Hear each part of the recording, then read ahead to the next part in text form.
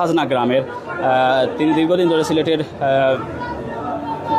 রায়নগরে মিতালি আবাসিক এলাকার 111 নম্বর বাসা, ওনার নিজ বাসাতে খুন হন।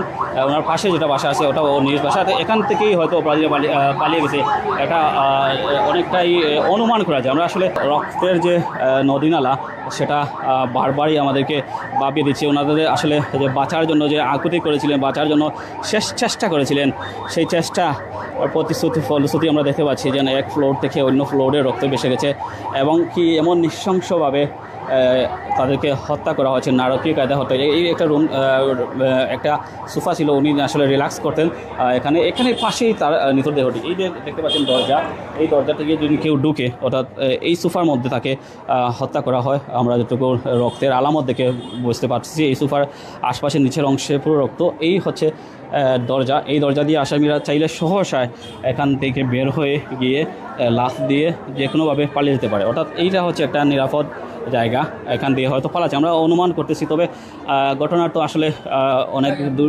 গড়িয়েছে, আমরা এখানে থেকে আসলে বের হয়ে যাই। আসলে ঘটনার ক্রাইম সিন আমরা দেখেছিলাম যে ঘটনা আসলে বাবা ছেলের বাসীকে ইতিমধ্যে আমরা সবাই বের হয়ে যাচ্ছে, রুমের মধ্যে। এই রুমটা আসলে গোছানো অবস্থায় রয়েছে, পুরোপুরি পরিপাটি অবস্থা রয়েছে এই রুমটা পরিপাটি। তবে এগুলাতে আসলে আসামিরা যে করেছে এটা রক্তের চিহ্ন আপনারা দেখতে পাচ্ছেন, রক্তের ফোঁটা আপনারা দেখতে পাচ্ছেন, প্রতিটি ফ্লোরে ফোঁটা করে বসে আছে। সো ধারণা করাই যায় আসলে কী ধরনের একটা ভয়ঙ্কর ঘটনা ঘটে।